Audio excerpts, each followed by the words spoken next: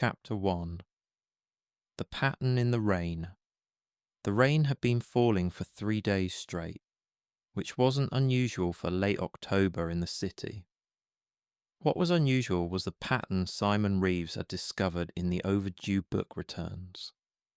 He sat in his small office on the 3rd floor of the Riverside Public Library, surrounded by the comfortable chaos of his work, 3 monitors displaying spreadsheets, a half-empty mug of Earl Grey that had gone cold an hour ago, and post-it notes arranged in colour-coded clusters across his desk.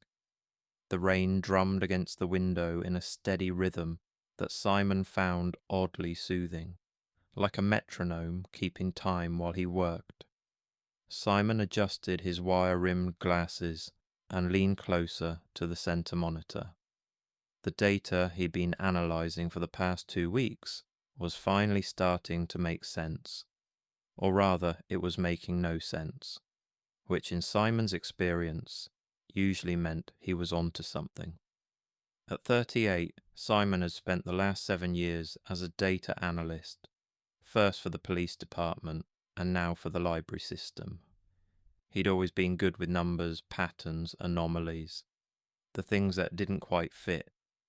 His master's thesis at the University of Washington had been on statistical pattern recognition in seemingly random data sets. His professors had called it brilliant but overly obsessive. Simon preferred the term thorough. The anomaly this time was simple enough on the surface. A cluster of library patrons with overdue books, 14 people across 3 branches, all with materials anywhere from 6 weeks to 4 months past their due dates. Not particularly unusual in a city library system. People forgot, got busy, or moved away. But these 14 weren't just random, forgetful readers.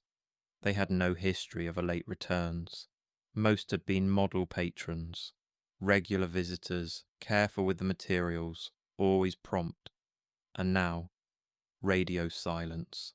No responses to automated emails, no returned phone calls, no appearances at any of the branches. It was the Dewey Decimal numbers that had caught his attention. Simon pulled up the spreadsheet he'd been building. The one his director, Dorothy Ramirez, would probably consider obsessive if she knew about it.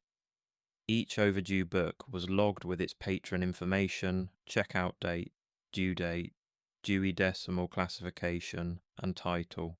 Normal enough for a library database, but when Simon sorted them chronologically by checkout date and looked at just the Dewey numbers, 364.152, 97 3.7, 917.9732, 551.577, 97 5.5. His fingers drummed on the desk, an unconscious habit when he was thinking. There was something there, he could feel it. A sequence, a message, or maybe he'd been staring at spreadsheets for too long and was seeing patterns in random noise. A soft map from the corner of his office made him look up. Fibonacci, his grey tabby cat, stretched languidly in the patch of weak afternoon light filtering through the rain-streaked window. The cat had been a rescue 3 years ago, adopted shortly after Marcus's funeral. Simon had needed something living to care for, something to come home to. He'd named him Fibonacci for the mathematical sequence, because of the spiral pattern in his fur, and because Marcus had always appreciated a good math reference. For the first 2 years, Fibonacci had stayed home, keeping Simon company through long quiet evenings.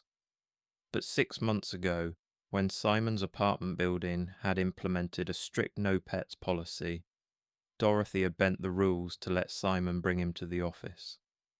Temporarily, she'd said, though both of them knew it was permanent. In truth, Simon suspected she understood that the cat was better company than most people. Good point, Fib, Simon said, pushing back from his desk. It's almost 6. Time for your dinner. He stood and stretched, his back protesting from hours in the same position. Through his office window, He could see the main reading room of the library below, its warm lights glowing against the grey October evening. A handful of patrons browsed the stacks, and he could just make out Maya Patel at the community outreach desk, her dark hair pulled into its usual messy bun, gesturing animatedly as she talked to an elderly patron. Maya. Simon's mouth quirked in something that wasn't quite a smile. She was everything he wasn't. Extroverted, disorganized, perpetually caffeinated, and somehow impossibly good at her job. She'd been at the library for 2 years and already knew more people in the community than Simon had met in his entire life. If he needed to track down these missing patrons, Maya would be the one to ask. Except he fed Fibonacci and tried to focus on his actual work, generating the monthly circulation report, updating the acquisition database, reviewing the interlibrary loan statistics. But his eyes kept drifting back to the spreadsheet of overdue books, to the pattern he couldn't quite see, but knew was there. It reminded him of Marcus. The thought came unbidden, as it often did. Detective Marcus Chen had been Simon's mentor during his years at the police department, the one who taught him to trust his instincts about data, to look for the anomalies, the outliers, the things that didn't fit. Marcus had been investigating a cold case, something about missing persons from the 90s, when everything fell apart 3 years ago. The official story was a car accident. Tragic. Sudden. Final. Simon had attended the memorial, numb and disbelieving, wondering why something felt wrong about the whole thing, why the accident report had been sealed, why Marcus's wife, Rebecca, had disappeared without a trace shortly before, why no one would answer his questions. Simon had left the police department shortly after. He told himself it was because he wanted a quieter life, but really it was because working there without Marcus felt like trying to solve a puzzle with half the pieces missing, and because something about Marcus's death had never added up, and no one wanted to hear it. A knock on his office door pulled him from his thoughts. "Simon, you still here?" Dorothy Ramirez's warm voice preceded her as she poked her head into the office. The library director was in her late 50s, with grey curls and laugh lines that suggested she smiled more than she frowned. "Just finishing up," Simon said, minimizing his overdue books spreadsheet a bit too quickly. Dorothy's eyes were sharp despite their kindness. "You've been spending a lot of time on something. Everything okay?" "Yes, just data analysis, normal stuff." She studied him for a moment, then stepped fully into the office. "You know, Simon, the most important patterns aren't always in the numbers. Sometimes they're in the stories behind them, the people." Simon nodded politely, the way he always did when people said things that sounded wise but didn't actually help solve problems. People were messy. Data was clean. "Remember to go home eventually," Dorothy said, her tone gentler. "The library will still be here tomorrow." After she left, Simon sat in the quiet of his office, listening to the rain and the distant sounds of the library closing. He should go home. Instead, he pulled the spreadsheet back up. 364.152. That was criminology. Specifically murder. 973.7. US history, Civil War period. 917.9732. Travel, Pacific Northwest. His fingers flew across the keyboard, pulling up the actual titles of the books. Forensic analysis in modern crime scenes. The burial of the dead, Civil War cemeteries. Hidden Seattle, a guide to secret histories. He sat back, a chill running down his spine that had nothing to do with the October rain. Forensic. Burial. Hidden histories. This wasn't random. This was deliberate. His hand moved to his messenger bag almost on autopilot, reaching for a small envelope that had been tucked in the inner pocket for the past 3 weeks. He'd found it slipped under his office door one morning. No postage, no return address, just his name written in neat block letters. Inside was a single index card with a message written in the same precise handwriting.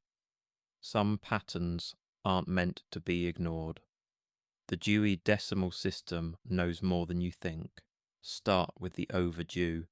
He'd dismissed it at first as a prank, but the handwriting had niggled at him, familiar in a way he couldn't quite place. And now, looking at the pattern emerging in his data, Simon glanced at the clock. 6:40. Maya would still be downstairs. He could ignore this, or he could do what Marcus would have done. Follow the pattern and see where it led. Outside, the rain intensified, drumming harder against the window.